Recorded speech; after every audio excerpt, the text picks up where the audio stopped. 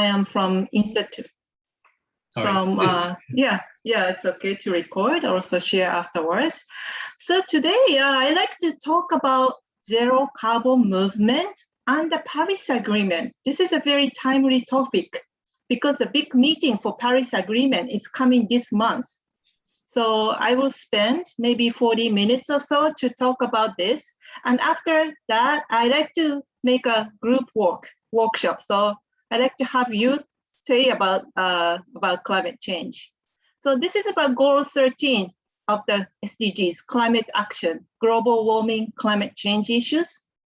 So before that, let me introduce ourselves, myself, so also my institutions. My institution is initiated by the Ministry of Environment of Japan back in 1998. This was a time Kyoto Protocol was ratified and the global environment was getting bad. People started to worry about. That's why the national government started to build this research institution. It's in the Hayama town of Kanagawa Prefecture, overlooking Mount Fuji. Over there, we have about 200 researchers and staff, and 30% of them are non-Japanese foreigners, amazingly. And we do research on climate change to circular economy, recycling, or sustainability, SDGs, and those topics. But we have a small offices, one in Kitakyushu and another one in Kobe. So here is our office. It's in Yahata. It's near JICA Center. And you might know the music hall, Hibikino Hall. We are in the same building. And what we do here is only about 10 people in the very small office. We try to so-called localize global issues. Global issues such as climate change, SDGs. People might think, oh, this is not for us at the local level. This is something for United Nations or diplomats, but it's not. So we try to localize, we try to give meaning for local people, especially focusing on the SDGs, Goal 13, climate change, Goal 12, recycling, circular economy, or partnership and economic growth. And the people ask me why I'm here. So I like to introduce myself. I was born and raised in Tokyo near Skytree. I also went to a women's high school and junior high called Atomi Gakuen. You might know this comic called Haikara-san ga Toru. That was the school was modeled after that. So it's one of the oldest women's school in Japan. And after I graduated from high school, somehow I just jump into United States. I went to a University of Hawaii. It's a state university in Hawaii. Over there, I study art history and geography. That really get me into the climate change. And I went to Rutgers University Graduate School, which is a state university in New Jersey. So I spent almost 8 years in United States going undergrad and graduate. After that, I started working for the Foreign Affairs of Japan, Gaimusho. First 3 years, I was in Kasumigaseki, Tokyo, doing the ODA, which is assistant to developing countries. And after that, I was dispatched to Germany. I worked for a Japanese embassy in Germany. And I will deal with the Kyoto Protocol, which is the former Paris Agreement. And after that, I jumped into JICA and I was in charge of Philippines. Then I was again dispatched to Indonesia in Jakarta to conduct a climate change project for Indonesian government. So basically, I lived many years in United States, 3 years in Germany, 3 years in Jakarta, Indonesia, and now Kitakyushu. And people ask me why you came to Kitakyushu. Well, my husband working for a Kyushu Institute of Technology, Kyukodai, a faculty member. So we moved from Indonesia to Kitakyushu. So that's my history. And how I engage in Kitakyushu, I work very closely to the city. And I'm involved in OECD's SDGs program, also a member of Environmental Council for the city. Also, I was the former vice chair of the SDGs Council of Kitakyushu City and such. Last year, luckily, I received this such gender award by Kitahashi Mayor. So I encourage you, you are the women's schools and really, if you do something outstanding and you get such award and recognition, it's great.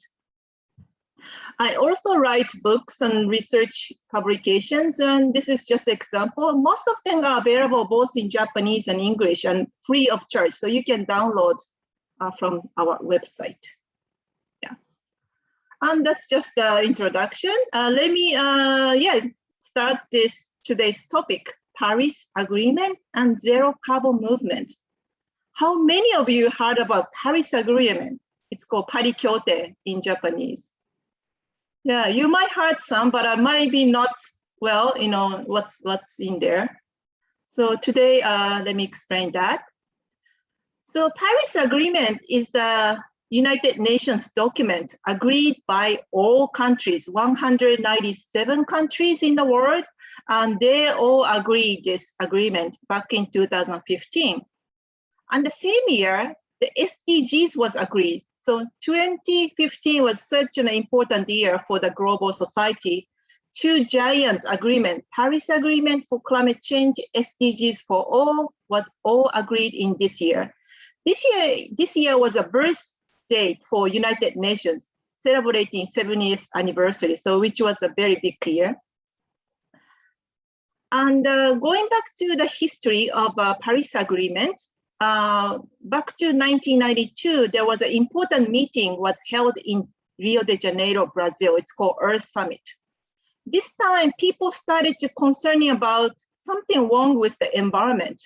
And this was the very first step to make a very important conventions.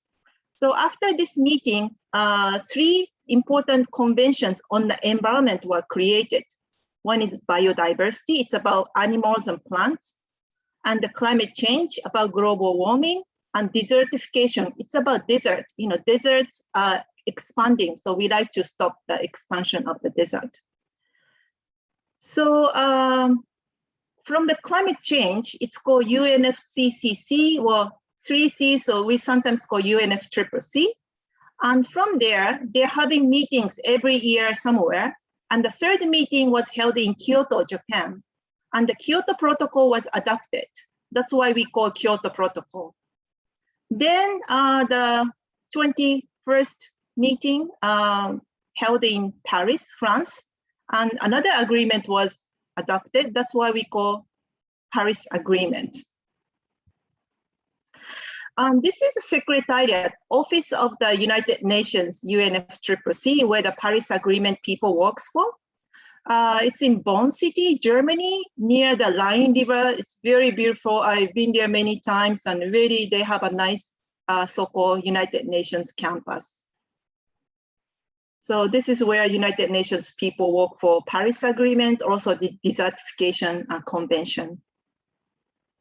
So what's in the Paris Agreement? What people agreed on?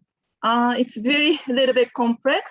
There are a total of 29 articles, starting from objective, mitigation means how to reduce greenhouse gas emissions, and the forest link, how we can preserve forestry, and how we can make economic good through the market mechanism and such. So, but many of you are familiar with the SDGs, so I think it's nice, maybe it's easier to show with the SDGs icon like this. So, well, adaptation means how to adapt, how to change your food and where you live. So connected to goal number 2 and 3. Mitigation, often it's about changing the energy and changing the transportation in the urban planning or such. So if you put this SDGs icon, you can kind of connect to what's difficult in contents. So let me talk about the Article 2, which is the objective. What is the main objective of the Paris Agreement? So it's about how much temperature rise we allow. So the science body called IPCC did a research. How much temperature rise can be allowed in order to avoid the dangerous situation? And they calculated, which is the 2 degrees Celsius compared to the pre-industrial level, which means 1850s, where the mass production started. And preferably, it's good to limit to 1.5 Celsius. And B, adaptation means it's already environment that has been changing, climate change has been occurring. We talk about how we can adapt, how we can change ourselves to a changing climate. And number C is about finance. We agree that we like to make a good finance flow to support mitigation adaptation. And we agree that to every year make 100 billion US dollars from the developed country to the developing countries. So people might think, oh, only 2 degrees, and let's see how much temperature rise has been already occurring since the 1850s. So the temperature has been already risen by 1 Celsius. So which means we have only 1 Celsius left in order to, before we meet the dangerous level. And how much more can be occur in the future? So IPCC makes different scenarios, different imaginations, according to how bad we will do in the future or how well we will do in the future. So they make 5 different scenarios. In the worst case means if we don't do anything against global warming, temperature can be plus 6 degrees more by the end of this century. But if we do well, if we make a very concrete actions, concrete commitment, we can still limit the temperature change to 1 degree Celsius. So there is a big degree, 5 degree difference, how well we do or how bad we do for the next couple of decades. Very important year. So what's so different? What's the big deal between 2 degree and 1.5 degrees Celsius? There is a kind of fight between which target we should aim for. And this result suggests what will be the difference between this 0.5 degrees Celsius difference. And this is a forecast, how much temperature can be rise. When you say 2 degrees, it's average. So the higher latitude regions, some parts of the world can experience like 8 degrees more, 10 degrees more, and some are not. So the temperature rise is not same. It's not the uniform around the globe. So there's a very different regional differences. And if you look at the Japanese context, it's even worse. Japan's average temperature is rising at the rate of already 1.2 Celsius, and Fukuoka is worse than Japan's average, already above 2 Celsius. And what's the impact to ecosystem? What's the big difference? For example, a coral reef, sangosho, supposed to be most very sensitive animals. And if the temperature rise by 2 degrees, amazingly, 100% coral reef will die, disappear, everything will disappear.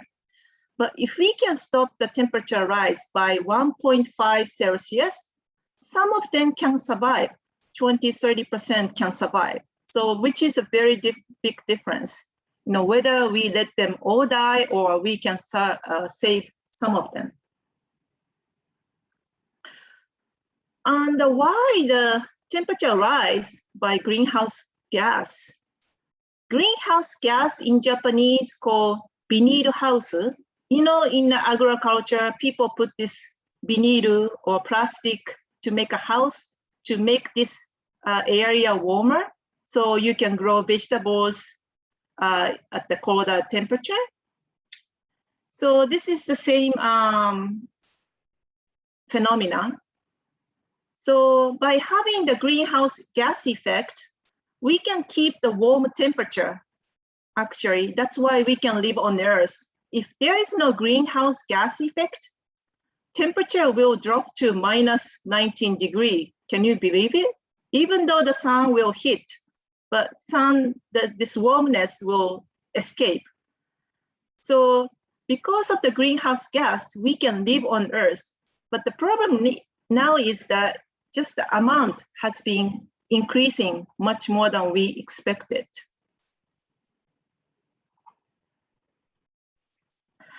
And what are the greenhouse gases? The most famous one and the most influential one is a carbon dioxide, CO2, coming from burning fossil fuels like oils and coals. But there are many other greenhouse gases, such as methane, coming from the livestock, cows, or waste landfill. This has more powerful global warming potential than compared to CO2. So methane has 20 times more warming capacity compared to CO2. And if you compare to other gases like HFC from the refrigerator or semiconductor and such, they have a large, very powerful warming potential comparing the same amount of gas. And this is a very famous graph. Actually, this graph really made my life different.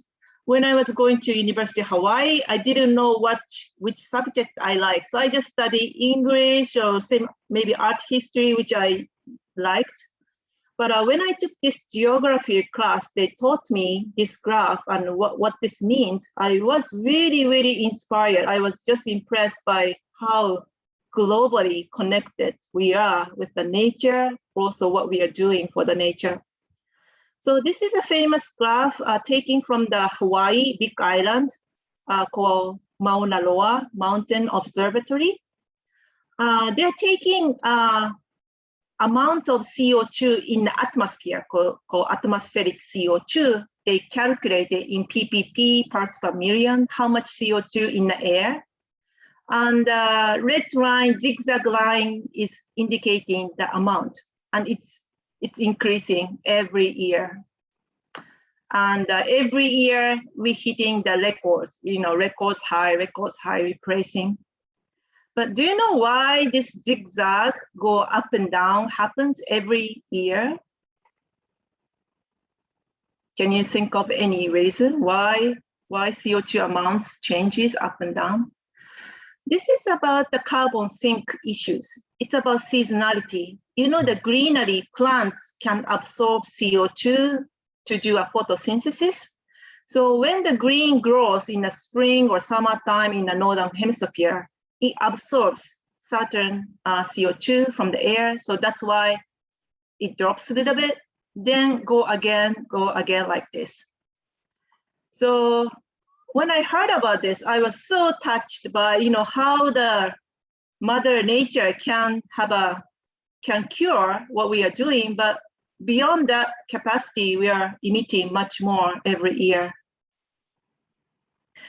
And during the COVID year, we decreased the emissions. However, it's not reflecting here. In order to reflect in this PPP, we need to reduce much more emissions. And this graph shows how bad this graph is. The previous graph, I show only this part. But if you go back in geological time, going back to 400,000 years, they can take this measure how much CO2 were in the air from the ice age. And it's never been above 300 level, 300 ppm, never been over this, over 400,000 years. But just this last 50, 70 years, skyrocketing. We just broke this never above line, and this is a current level. So this is how bad we are doing in the last half century. So what we try to do in the Paris Agreement is to make a targets, national targets. Japan will decrease emissions by such and such by year 2030 or year 2050. And every nation has to submit something called NDC, nationally determined contribution. So nationally decide contribution reduction target. Then the current NDC, if you sum up all these nations, it's not enough to meet Paris Agreement target, which is 2 degrees Celsius. It's really far beyond. We need to increase 3 times more. So every 5 years, every country has to raise their ambitions, raise their emission target, and followed by something called global stocktake. We all gather and make sure if this is enough or not, how far we are from the targets and how much we need. So we repeat this process, nationally determined contribution and global stocktake every 5 years under the Paris Agreement. So what's the situation in Japan? The global emissions still rising, but some countries are reducing emissions. Actually, Japan has been reducing its own emissions since 2013. Currently, it's 1.2 billion tons of CO2 equivalent. And Japan's characteristics is 90% of the emissions are CO2, carbon dioxide, and about 85% are energy derived. So it's about energy. When we make energy, we burn coals or gas, and that's why we emit CO2. So this is the movement of Japan. So in order to achieve 1.5 degrees Celsius Paris Agreement goal, we need to reduce global emissions by zero to net zero. We call net zero, nearly zero by year 2050. So we call zero carbon movement. So Japan's target was relatively low, but recently, now we have to call former Suga Prime Minister announced the carbon neutrality announcement. And we also raised the targets for 2030. Used to be 23%, but now it's 46%. And significantly, we made this law, we made this legalized in the law. So this is the law, it's called Chikyu Ondanka Taisaku Suishin Ho, which was made after the Kyoto Protocol and has been revised several times. And this time's revision was very significant because it's really for the first time they put the word carbon neutrality by 2050 in the law. This is only few countries after UK and Japan, as far as I know, only countries that who put the word in the law. So it's now legal matter. It's not only about country, actually the local governments are really announcing this zero carbon commitment. So far, over 400 municipalities, prefectures, towns and cities and villages are announcing, of course, including Kita-Kyushu city. And just to introduce about the Kyushu situation, over 60 municipalities in Kyushu already announced zero carbon emission. So as a prefecture, city, towns, they like to achieve their emission to be nearly zero by year 2050. I wrote about this situation in a book, so if you are interested, please take a look. And yeah, let me talk about the COP. Please listen carefully. This really makes you work this time, so it's very relevant to your workshop. Sorry. So have you heard about COP? I think you hear this word sometimes on the news towards the November, December time. You know what COP stands for? Can you guess? Well, it stands for Conference of the Parties. You know, conference is a meeting, and the parties, it's not the fun party, but means country who signed this agreement, UNFCCC or Paris Agreement or Kyoto Protocol. It has been already 25 times more, 25 conference has been conducted. I have been attending since COP12 on and off. And I also attended COP26, COP25 as a Japan's national delegation. And COP is held in various places in the world. United Nations divide world into 5 regions. You know, one is Western Europe and New Zealand, Australia, and second, Africa, Latin America, South Asia Pacific, and East Europe. So COP host rotates like this. So every year, somebody likes to host, raise their hands from this region, and they will host. So this year, last year was postponed. So this year, coming end of this month, November, will be held, COP26 will be held in Glasgow, England, UK. And the next year will be Africa, somewhere. Currently, Egypt has been showing their interest, and the following year back in Asia Pacific. Now Korea has been raising their interest. So this year, starting from October 31st to November 12th for 2 weeks, actually I'll be going there to the site as a Japan's delegation. It's going to be held in Glasgow, UK. It's going to be very, very big conference. I think our new Prime Minister, also maybe even the Prime Minister and Minister of Environment will go. And sponsored by big companies, including Hitachi. So we will discuss about Paris Agreement. Some of the rules has not been agreed. Also talking about many, many issues for 2 weeks straight. Very tough. We sometimes have meeting until midnight. So what's COP? Very different, very big meeting. Over 20,000 people attend this time. We do in hybrid, so it might be less people, but anyway, it's a very big meeting. And we can divide into two. One is a national delegation doing negotiations.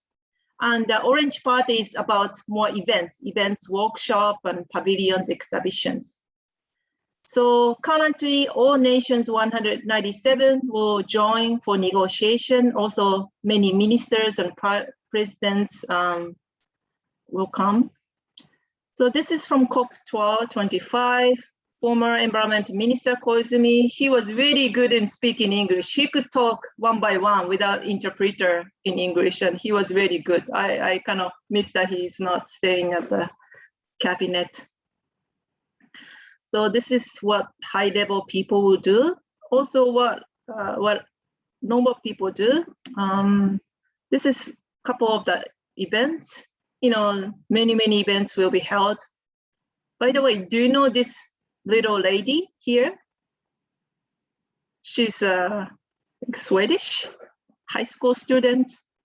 She's famous Greta Thunberg. She started this demonstration against government called Fridays for Future. She boycott going to school every Friday and demonstrate in front of City Hall or government for asking adults to do more actions for climate change. She's a famous person, Greta. And something like this, climate strike is expanding. You are also university students, and among your age is really gathered to COP venue and do lots of different interesting performance, very interesting. And this is one of the example of pavilion. We have this Japan pavilion, and we exhibit what we do for climate change, also conduct seminars and things. And this is a famous offshore windmills in Goto city of Nagasaki Island from Kyushu. And other pavilions and atmosphere of the COP venue from the Madrid. And for negotiation, it's like this. There's a big plenary, there's a president. And what I mostly engage is this smaller group. We divide into over 30 different agendas. We talk for 2 weeks straight to decide something. So often it's really negotiations difficult, never being agreed. So we sometimes just stand from the desk and gather in this smaller group. Tachibanashi, we call it huddle. We say, let's do huddling and to make more casual talk, chatting, then come back to the formal setting and we repeat like crazy, you know. And it's really tough to agree on something. And today, this difficulty I like to think about with you. And there's a principle written in the Paris Agreement, say common but differentiated responsibilities and respective capacities. This makes it very difficult, why the negotiation is tough.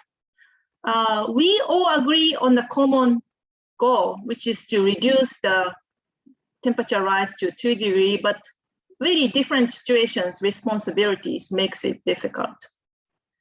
So I show you why. This is the global emissions of CO2. Look at, 197 countries signed, but if you look at the emissions, who's the bad person in a way? China, United States, India, Russia, Japan, Germany, blah, blah, blah. Only just the 10, 15 countries makes up 70% of the global emission. Rest of the 150, 60 countries are just combined in others. Their emissions is so little, but really having an impact. That's why it's not really equal. For example, small countries, island countries, Tuvalu, it's about to sink, yeah? They only emit 10 emissions, compared to China, or such different digits, yeah? So, but, one country represents one voice. And if you calculate at the person, for example, one Japanese emit every year 8 tons compared to one African person emits less than 1 tons. And one American people emits 15 tons. So people say, well, it's not fair. Well, people claim China is #1 country, but from the one person Chinese perspective, they're not emitting big enough as Japanese. So they still have a right to emit as much as American or Japanese.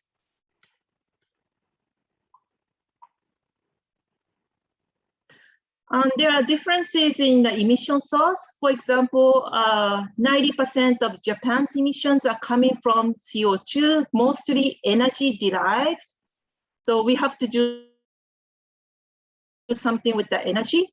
But compared to countries like New Zealand, half of their emissions are not CO2, methane gas or nitrous oxide. They are coming from cattle, cows and sheep. So very different situation. And different economy, countries like Saudi Arabia, most of their money, the budget revenue are coming from oil producing. So whole countries say, oh, stop the oil, but for them it's a problem. Countries like Maldives, they heavily depend on tourism, and Nepal, they heavily depend on agriculture. So their main economy is different. And even among the developed countries, countries such as Germany already achieved 50% of the energy to be clean energy, renewable, but Japan still 20% of our energy are coming from clean energy such as solar and wind. So today I'd like to do this exercise, dividing into 6 groups, which are the major negotiation group. At the COP meeting, one country don't express their view by one country. We gather similar ideas, similar opinions, and make a negotiation group. So orange ones are developing countries, and blue ones are developed countries. The #1 is the Arab countries, the oil-producing countries such as Qatar, Saudi Arabia. #2 called basic, taken from initial Brazil, South Africa, India, China. They are big countries, not anymore developing countries, but still not yet developed countries yet. And #3, we call AOCs, alliances, small island states, Tuvalu, Maldives, Samoa, etc. Those are the small island countries. Their emissions are very, very small, but they are very impacted by sea level rise and climate change. And the group #4 is called LDCs, least developing countries. It's the most poor countries. Many of them are in South Asia or the African countries. They are very, very poor. And EU is the European Union. They are doing great, maybe, always having ambitious targets and doing great. And umbrella group, it's the developed countries except EU, including Japan, United States, Australia, New Zealand, Russia, etc. Those countries have to have a recognition that they have to lead, they have to do something good for the world, but still their situations, economy or clean energy situation is not the great as EU. So they're, what they say is not really what they can do. So today I like to divide into 6 groups, but since we are so many people, we like to divide into 12 groups. So 2 groups doing group number 1, and so break up group 1, 2 will do Arab group. So it's a role play. Forget about your Japanese today. Your diplomats, your delegates from Saudi Arabia, and think about what they think about climate change, And group 3, 4 will pray for emerging countries, basic. Imagine your delegates from China or Brazil, India. And group 5, 6, your delegates from small island countries, Maldives, Tuvalu, AOSIS. And group 7, 8, your representative from very poor countries, Bangladesh, Ethiopia, Somalia, what they think. And group 9, 10, you're from EU countries, Germany, France, Italy, etc. And group 11, 12, you're representative from Japan, United States, or maybe New Zealand. And just imagine how you would feel about climate change. It should be a mixed feeling. So please discuss about 10 minutes to think about climate change from this perspective, from your assigned group, just representing your negotiation group.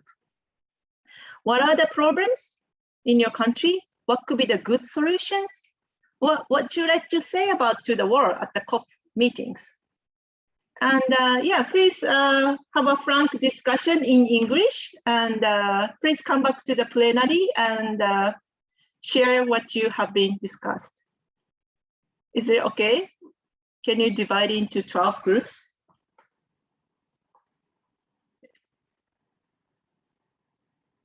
Oh, you're muted. Yeah, I've made the groups. I'm a little worried because the groups are going to be really mixed. So it might be a good idea if